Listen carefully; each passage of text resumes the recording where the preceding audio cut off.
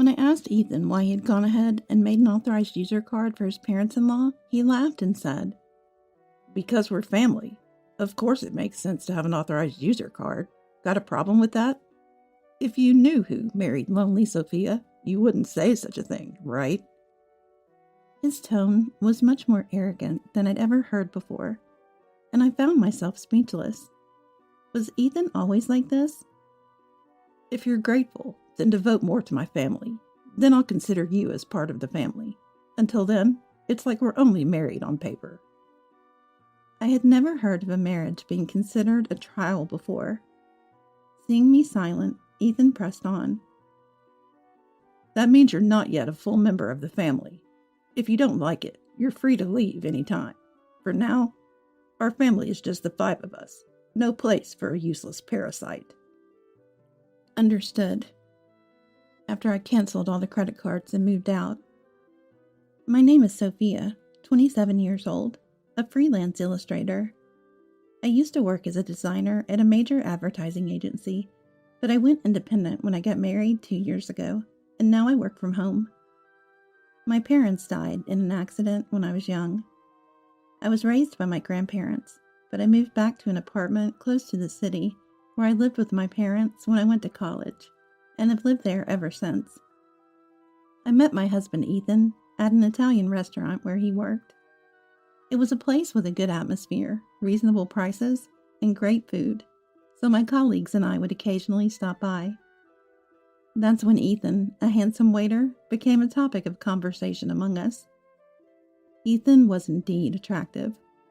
The manager once joked that a good percentage of the regulars came just to see Ethan, and I understood why. He was that charming. I won't deny that I became one of Ethan's fans, thinking he was cool. He was that noticeable. However, for some reason, we quickly became close, and before we knew it, we were being called a couple, and to my surprise, we ended up getting married. I don't remember much about that time. It was like I got drunk, and when I sobered up, the man I now call my husband was beside me. It felt something like that. But even so, I loved Ethan at the time and was happy. When we got married, I quit my job at the company where I had been working as a designer and started working independently.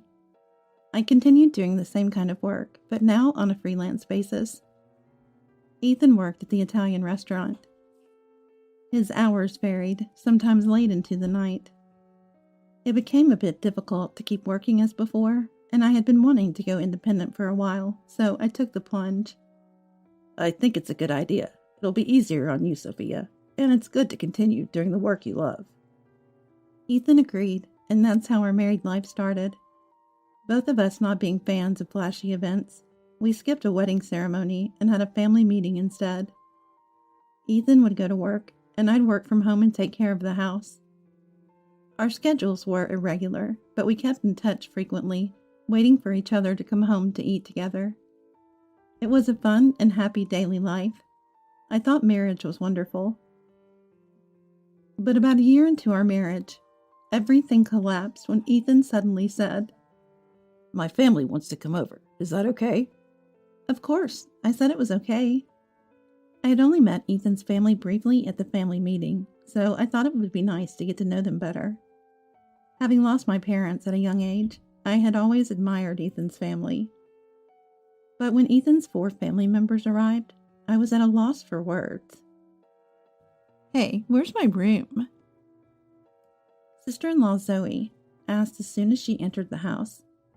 Zoe was 32, 5 years older than me and Ethan, and from what I heard, she worked in a local supermarket. I was surprised by her rude manner, so different from the polite greetings at our first meeting. 18-year-old sister-in-law Harper was there too, but in contrast, she didn't speak a word and just stood there quietly. Now that I think about it, Harper hardly spoke during the family meeting, just introduced herself. Rushed by Zoe, I showed Zoe and Harper to the guest room, and the parents-in-law to what used to be my parents' room. After the parents-in-law settled into their rooms, Zoe declared, "Now that we'll be living together, make sure you take good care of us as family." I didn't understand what she meant, but when I looked at Ethan for help, He was twisting his face in a way I'd never seen before, laughing. Turns out, the in-laws had given up their house and moved into my apartment.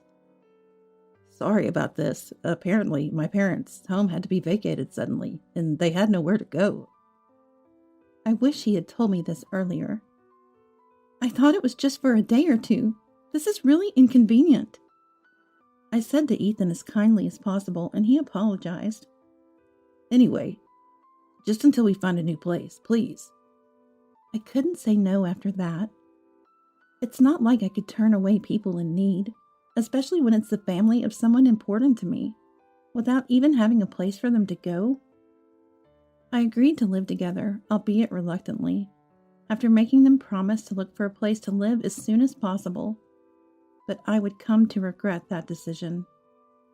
Ethan's family showed no restraint. All 4 of them did nothing from the day they moved in, leaving everything to me. There was no sign of them looking for a new place, nor any indication of them working. I asked about their jobs and was surprised again. Oh, I quit that supermarket job. Zoe had said she was working, but it turns out it was only part-time. I had assumed she was a full-time employee because of her age, but she hadn't worked properly since graduating from school. The parents-in-law were also part-timers and had quit their jobs when they moved here. Of course, Harper was unemployed. She had said she was a student preparing for exams, but that was a lie. Why work when we're now part of a wealthy family? It doesn't make sense to commute from here to my old job. And why work when you're rich? Wealthy family? Who could that be? When I asked, I got another surprising answer. It's you, Sophia. You got a lot from your parents' insurance, right? And you don't have a mortgage on this apartment. You can live off that. Zoe said this with a laugh. When I protested to Ethan upon his return, he raised his voice in displeasure more than I'd ever seen. Everyone's tired from having to suddenly leave their home. Let them rest for a while. Or do you want to coldly kick out my family? Stunned, I froze, and then Ethan softened his tone. Sorry for yelling. I'm just as troubled, and I'm tired from work today. Understand? Just bear with it a little longer. Ethan was skilled at handling women. Looking back, he had always managed to control women by alternating between harshness and kindness. But at that time, I didn't understand, and reluctantly agreed to endure it a little longer. And the tyranny of the family in-laws only got worse. They treated me like a housekeeper when at home, and demanded money when they wanted to go out. How can we look for jobs without even $1? It's okay, but if we don't find jobs, we'll just have to live here forever. I reluctantly gave them a little money, but they would return having spent it all, likely never having looked for jobs. But if I mentioned that without proof, I would be accused of lying and harassed for hours by the entire family in-laws. Talking to Ethan when he returned did not solve anything. Everyone's frustrated because they can't find jobs. Sorry, just bear with it a little longer. I'll talk to them. That's how he would pacify the situation. After repeating this several times, it felt pointless to even mention it, but gradually they asked for money less often, so it seemed to resolve itself. Of course, the money I gave was never returned. After about 3 months of this, I realized something terrible. Why is the amount charged on my credit card so high? Could it be unauthorized use of my credit card? Upon checking the statement, all the charges were made with an authorized user card. The purchases ranged from food, drinks, books, and games to expensive brand bags and clothes. There were numbers assigned from 1 to 5, meaning 5 authorized user cards had been issued. Currently, the credit card is in my name, with Ethan using 1 as an authorized user. Sophia, you seem better at handling this stuff, and it'd be easier to manage payments if we consolidate. You mind taking care of it? I agreed to manage it, but it seems that additional authorized user cards were issued without my knowledge. The reason the family-in-laws stopped asking for money was because they could now use the credit card for payments and cash advances. Upon learning this, I was understandably upset. When I asked why he had issued authorized user cards to the family-in-laws without asking, Ethan laughed and said, "If I say we're out of money, you complain. So what choice do I have? Besides, you know who married you, right? Can you really say such things to the important family of your benefactor?" I was shocked by his unprecedented arrogance. Was Ethan always like this? "If you're grateful, then devote more to my family. Then I'll consider you as part of the family. Until then, it's like we're only married on paper." I had never heard of a marriage being considered a trial before. Seeing me silent, Ethan pressed on. "That means you're not yet a full member of the family. If you don't like it, you're free to leave any time. For now, our family is just the 5 of us. No place for a useless parasite." That was the moment I truly saw Ethan's true colors. I felt as if all the blood had drained from my body. I considered divorcing Ethan. Or rather, I began to wonder why I had married Ethan in the first place. At first, I just thought he was handsome. Like the other girls, I was just excited about his looks, without any particular intentions. Then one day, when I stepped away to the bathroom, Ethan approached me. "Sophia, you seem a bit different from others, don't you?" I don't know, mystical. Sorry, it's odd to say this to a customer." Gradually, I started to pay more attention to Ethan. Maybe that was all part of his strategy to make me like him. Looking back, it feels likely. Indeed, when Ethan was chatting with us at our table, a colleague jokingly said I was a rich girl living alone in a large apartment downtown. It was right after that Ethan started approaching me. Probably he was eyeing my wealth and this apartment. Ethan was never really my type. To put it nicely, he's trendy. To put it not so nicely, he seems a bit like a playboy. I preferred someone mature with whom I could have a deep, quiet conversation, yet somehow I found myself liking Ethan. It was always a mystery to me. Ethan is what you'd call handsome.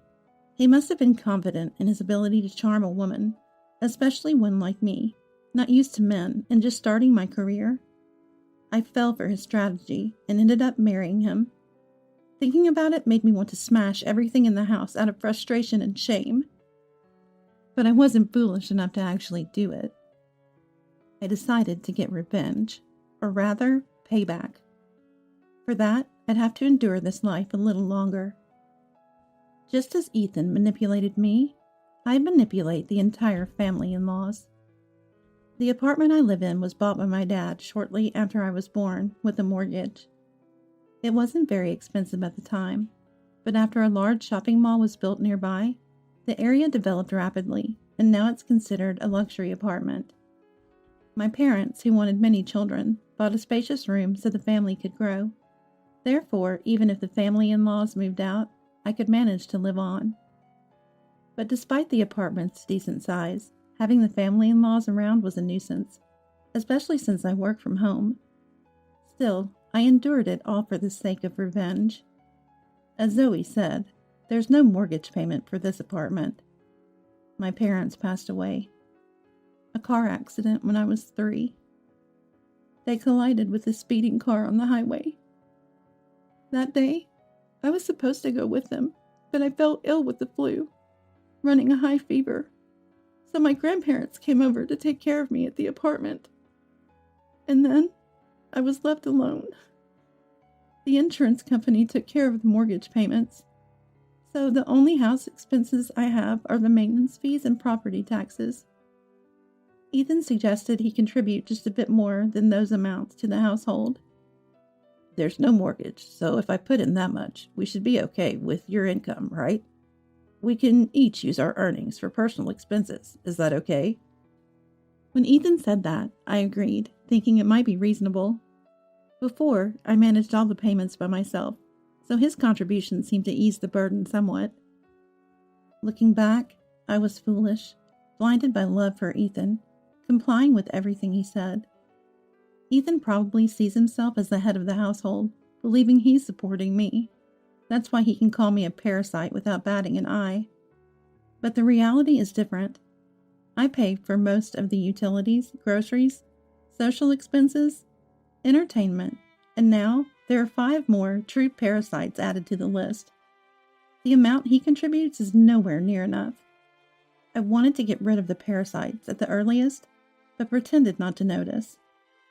Despite the family-in-laws shopping recklessly, I clenched my teeth and endured, reminding myself that I would have the last laugh through these tough times. Finally, the day to take action arrived, 3 months after deciding to divorce. I'm tired. You need to choose between me and the family-in-laws. That day, I presented Ethan with this ultimatum. Ethan was shocked, but I continued without care. The family-in-laws don't do any housework and just dump tasks on me. As you know, Ethan, I'm working even when I'm at home.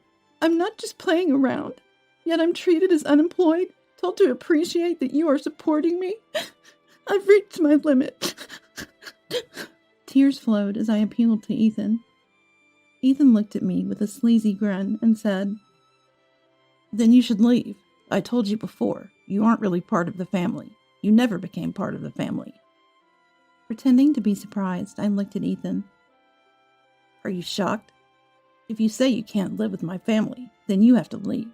Oh, and just so you know, I'll take this apartment as compensation in the divorce, and half of your savings as part of the property settlement." Ah, so that was his aim all along.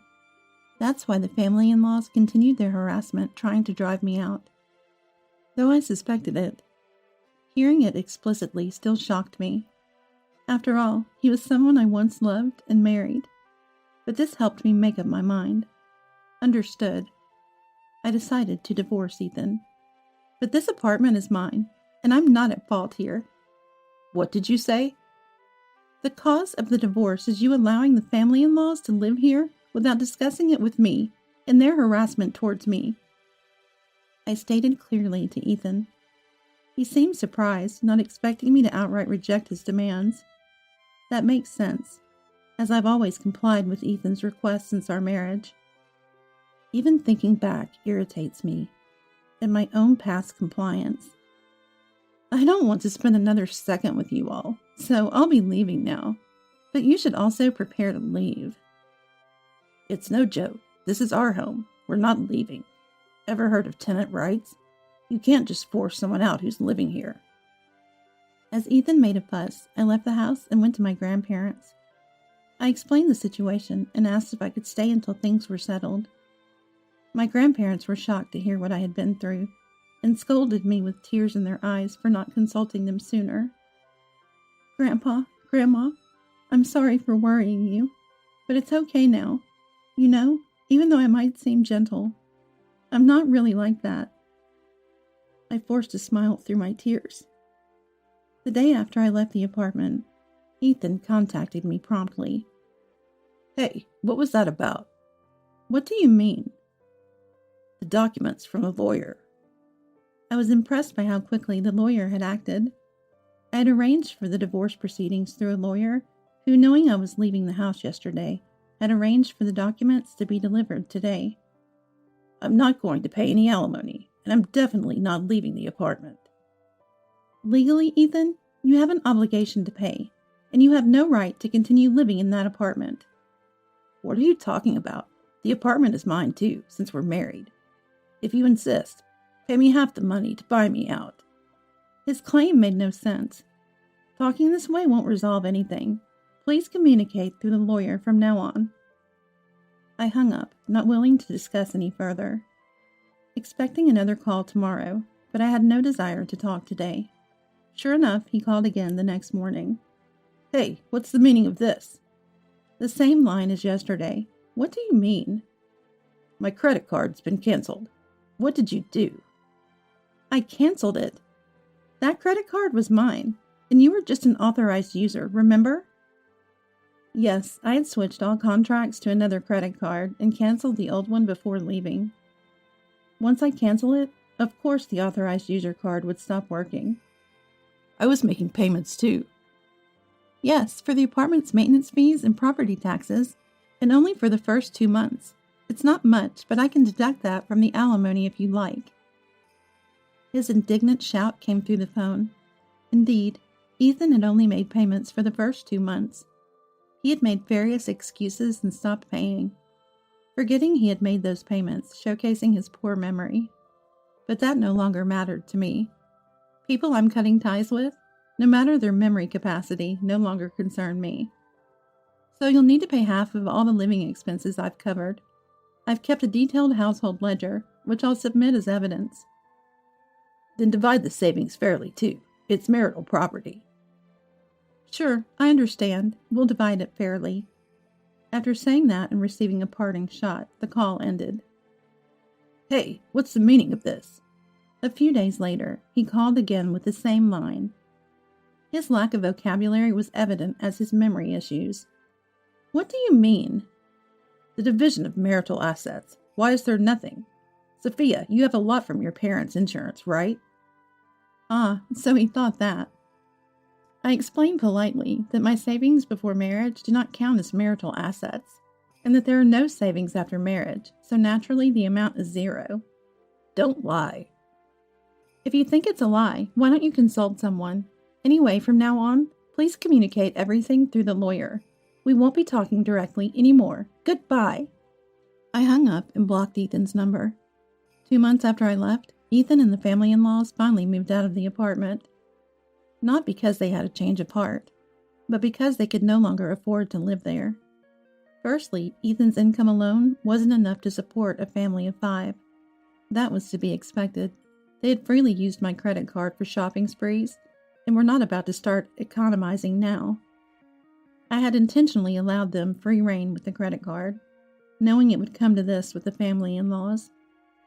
They began to demand shopping from Ethan, and, when he refused, resorted to stealing money from his wallet. Even when Ethan got angry, they blamed him for my departure and ganged up on him. Then, the electricity, gas, and water were all cut off. Of course, I had arranged for their termination, citing no immediate plans to return. Ethan tried to have the services restored over the phone, but the property was in my name, and they wouldn't listen to someone unrelated to the owner.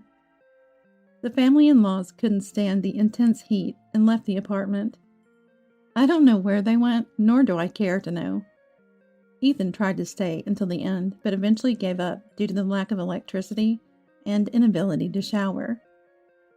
The divorce negotiations proceeded quicker than expected. Not because Ethan had a change of heart and agreed to the terms, but because he made a significant mistake. He cheated before our divorce was finalized. Or perhaps he felt confident enough to start such behavior early on. He boasted about owning a luxury apartment in a prime city location to lure young women.